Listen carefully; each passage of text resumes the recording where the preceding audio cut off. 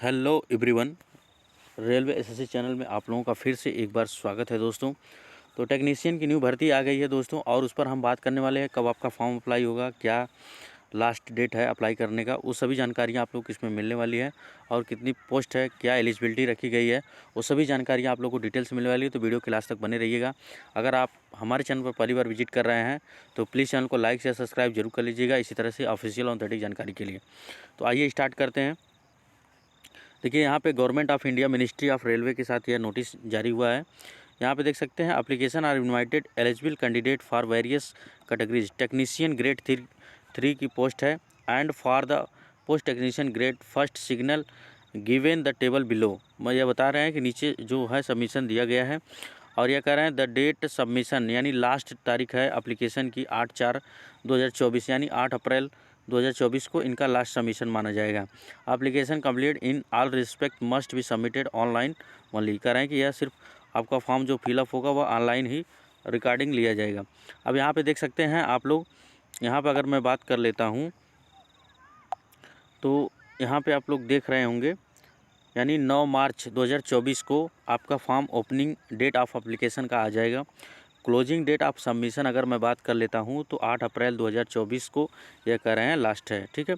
और यहाँ पे देख सकते हैं नेम ऑफ पोस्ट यहाँ पे रखा गया है, टेक्नीशियन ग्रेड 1 सिग्नल के लिए है, टेक्नीशियन ग्रेड 3 आप यहाँ पे देख सकते हैं CPC 7th CPC है, यह लेवल 5 पोस्ट है यानी सिग्नल ग्रेड 1 की, और टेक्नीशियन ग्रेड 3 की लेवल 2 की पोस्ट है, ठीक है, ध्यान दीजिएगा।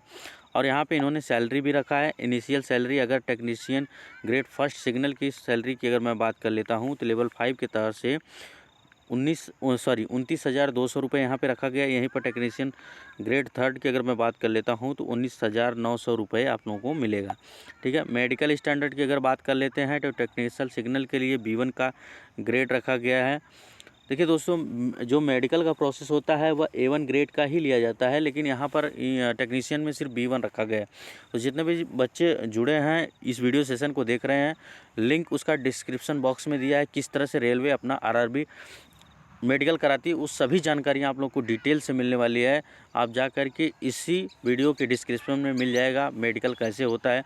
वह आप मान के चलिएगा जिस तरह से RPF का मेडिकल होता है सेम ALP लोको पायलट का भी होता है। जितने भी RRBs होते हैं आप लोगों को उस तरह का मेडिकल देखने को मिलते हैं, ठीक है। यहाँ तक बात कर लेते हैं टेक्नीशियन ग्रेड फर्स्ट सिग्नल जो बच्चे होंगे उनके लिए B1 का मेडिकल यहाँ पे देखना होगा। अगर यहाँ पे टेक्नीशियन ग्रेड 3 की बात कर सकते हैं तो refer to detail CN medical standard applicable to various post of technician. देखें, ध्यान दीजिएगा। अगर यहाँ पे एज क्राइटेरिया की बात कर लेते हैं तो 80 से 36 यहाँ पे बढ़ाया गया है नॉर्मली। जैसे जो कोरोना का ब्रैकेट हमारा चला गया था एज ब्रैकेट, वहाँ पे 3 साल का यहाँ पे छूट मिली है, यानी 18 से 33 साल होता था, लेकिन अब ये 18 से 36 साल जनरल वाले कैंडिडेट को बढ़ाया गया है। और उसी में ऐड कर दीजिएगा तो OBC का भी बढ़ जाएगा, SC ST और EWS कैंडिडेट का भी बढ़ जाएगा। यहाँ पे टेक्नीशियन ग्रेड 3 की बात कर लेते हैं तो 18 से 33 साल है, यहाँ पे आप लोग देख सकते हैं, ठीक है।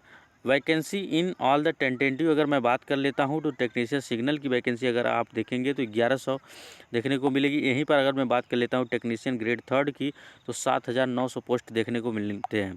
टोटल नंबर ऑफ पोस्ट को जोड़ देंगे तो यहाँ पे आप लोगों को देखने को मिलेंगे 9,000 पोस्ट देखने को मिलते हैं।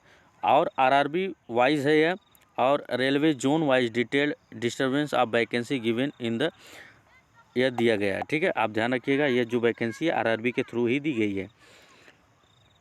अब यहाँ पे हम लोग बातें करेंगे एज की अगर बात कर लेते हैं तो 1/7/2024 से आपका एज काउंटिंग होगा। For details about the prescribe lower upper age limit include upper age relaxation, कह रहे हैं कि एज रिलैक्सेशन आप लोगों को देखने को मिलेगा। For various post please refer to detailed, यहाँ पे देख रहे हैं CN number published on the officially website पर आप लोगों को देखने को मिल जाएगा जब इसका फॉर्म अप्लाई होने लगेगा।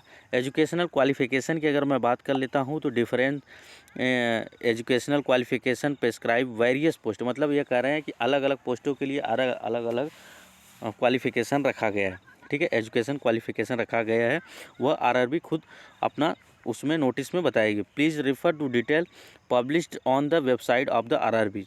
तो जितने भी बच्चे टेक्नीशियन की तैयारी करने वाले हैं या उनका सपना है कि हम टेक्नीशियन रेलवे की जॉब में टेक्नीशियन यानी जेई वाले पोस्ट पर हम काम करना चाहते हैं, तो पहली ये पायदान होती है, उसको आप मेंटली रूप से आप देख सकते हैं और ज़्यादा से ज़्यादा तैयारी में लगे रहिए। और जिस तरह का कंटेंट आप लोगों को हमारे इस ऑफिशियल चैनल पर मिलता है, आप लोगों को कहीं देखने को मिलता नहीं होगा। जो भी जानकारी डाली जाती है वो ऑफिशियल और ऑथेंटिक होती है, ठीक है। यहाँ पे अगर मैं बात कर लेता हूँ, candidate should ensure that they possess fulfill eligibility candidate prescribe the post as on the closing date of the submission application. Candidate writing for result of prescribed educational qualification should not apply कर रहे हैं। इनका कहने का मतलब है candidate waiting for result, मतलब result के लिए कोई वेटिंग नहीं आप लोगों को देखने को मिलेगा। Prescribe the educational qualification should be not apply, ठीक है, ध्यान रखिएगा।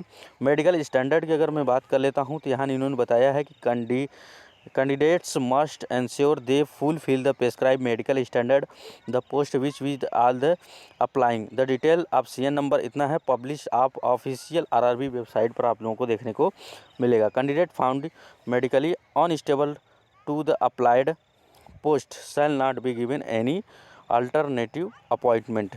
कह रहे हैं कि जो आपका मेडिकली अनफिट होगा वो बच्चा, वह अपॉइंटमेंट उसको दोबारा नहीं करने का मौका मिलेगा, ठीक है। यहाँ पे साफ साफ लिखे इनको, क्योंकि ऑलरेडी लाखों करोड़ों बच्चे हैं, उसमें से उन्होंने मतलब उनको सेट करना है। और दूसरी बात है, अगर मैं बात कर लेता हूँ तो सिर्फ मात्र 9000 पोस्ट से कुछ नहीं होने वाला है, ठीक है। और इन्होंने वैकेंसी को बढ़ाया नहीं, और यह कह रहे हैं कि हम डेली का डेली हर ईयर में आप लोगों को एग्ज़ाम कैलेंडर जो भी वैकेंसी का कैलेंडर होगा उसको हम देने का प्रयास करेंगे, और साथ में ये जोड़ेंगे कि नहीं आपका किस तरह से आपका एग्ज़ाम होने वाला है, ठीक है। तो वेटिंग लिस्ट बहुत मुश्किल है कि वेटिंग लिस्ट देखने को मिले, ये वही चीज़ यहाँ पर एएलपी में भी हो रही है। तो जितने भी एग्ज़ाम्स होने वाले हैं आप लोगों को बहुत ही कम देखने को मिलेंगे। अगर यहाँ पर मैं बात कर लेता हूँ तो रिजर्वेशन और स्टेबिलिटी पर्सन विथ भी बेंचमार्क डिसएबिलिटीज़, यह कह रहे हैं कि information refer to detail CN to the published on the official website RRB, ठीक है। यह कह रहे हैं जो भी रहेगा प्रोसेस आप लोगों को आरआरबी की वेबसाइट पर ही देखने को मिलेगा। एक्समैन सर्विस है तो वहाँ पे आप लोगों को ऑन द ऑफिशियल वेबसाइट पर देखने को जो भी छूट रहेगी आप लोगों को मिल जाएगी। SC ST OBC EWS candidate है, for further information refer to the detailed CN published on the officially website. Mode of examination की अगर मैं बात कर लेता हूं तो आपका कंप्यूटर बेस्ड एग्ज़ाम होने वाला है, ध्यान से सुनिएगा। यह आप लोगों का ऑफलाइन पेपर नहीं होगा, सिर्फ आप लोगों को ऑनलाइन पेपर देना होगा। आइए बात कर लेते हैं एग्जामिनेशन फ़ीस इन्होंने क्या रखा है। तो एग्जामिनेशन फ़ीस की अगर मैं बात कर लेता हूँ तो for all candidate except categories mention below at the serial number out of the fees 500 amount RS। यह कह रहे हैं कि 500 रुपये आप लोगों की फ़ीस रखी गई है, 400 रुपया आप लोगों को रिफंड कब मिलेगा, deducting bank charge as applicable on appearing in the CBT। जब आप CBT को एग्ज़ाम को CBT एग्ज़ाम में बैठ जाएंगे, एग्ज़ाम को देंगे, उसके बाद आप लोगों का 400 रुपये रिफ़ंड कर दिया जाएगा। यानी आरआरबी की वेबसाइट से आप लोगों को नोटिस देखने को मिलेगी। जो बच्चा उसमें नहीं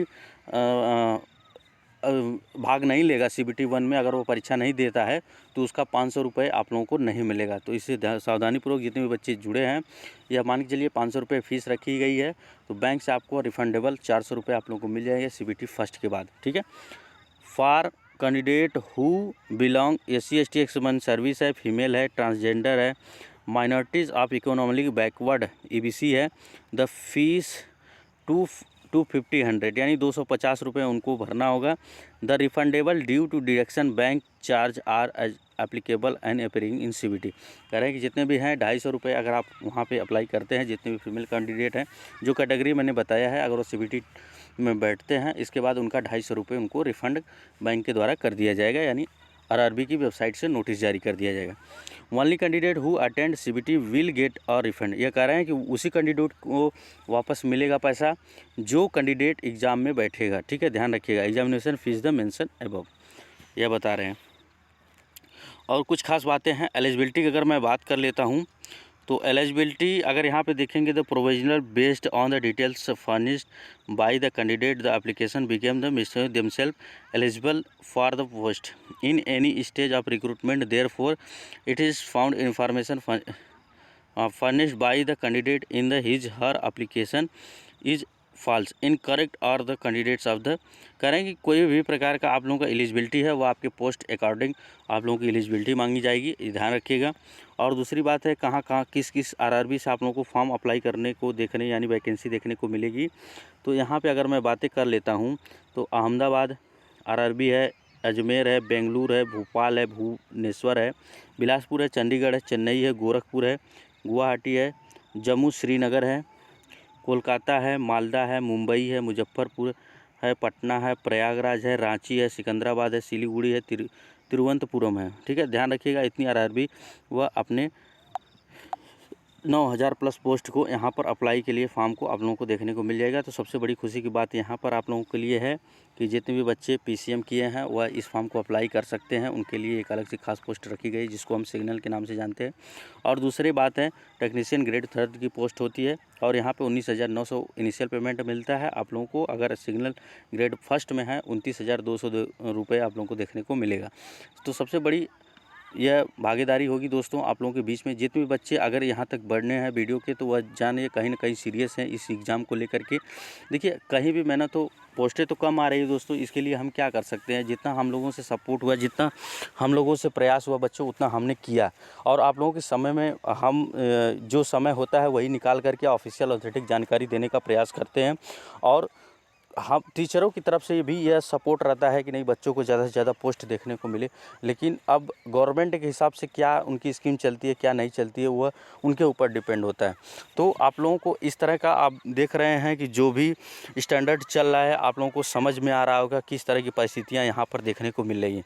तो बच्चों आप लोगों को ज़्यादा से ज़्यादा मेहनत करना है, ज़्यादा से ज़्यादा तैयारी को मेंटेन रखना है, स्ट्रगल कीजिए और डेली का डेली मॉक टेस्ट लगाइए और टेक्स्ट बुक पर ज़रूर अपना ऑफलाइन ऑनलाइन देते रहिए ताकि हमारी अपनी तैयारी को आप आंक सके यानी आपकी तैयारी का रिजल्ट पता चल सके।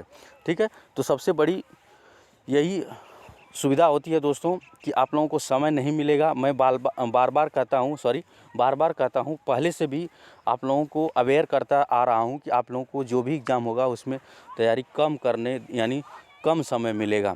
और जो मैं चीज़ें बताया हूँ वह आप लोगों के कहीं ना कहीं आप लोगों के वीडियो के माध्यम से साक्ष्य मिलती होंगी और इसी इन्फॉर्मेटिव वीडियो को लेकर के आप कहीं ना कहीं हमसे आप जुड़े हैं, आपका वही विश्वास मैं कायम रखता हूं। और जो भी इन्फॉर्मेशन आता है दोस्तों आप लोगों के बीच में शेयर किया जाता है और वही ऑफिशियल ऑथेंटिक होता है। तो यहाँ तक बने रहे। अगर आप लोगों को हमारी वीडियो पसंद आई तो इसी तरह की और भी इन्फॉर्मेशन आने वाली वीडियो के लिए चैनल को लाइक शेयर सब्सक्राइब जरूर कर लीजिए और हमसे जुड़े रहिए। यहाँ तक बने रहे। आप लोगों का दिल से धन्यवाद।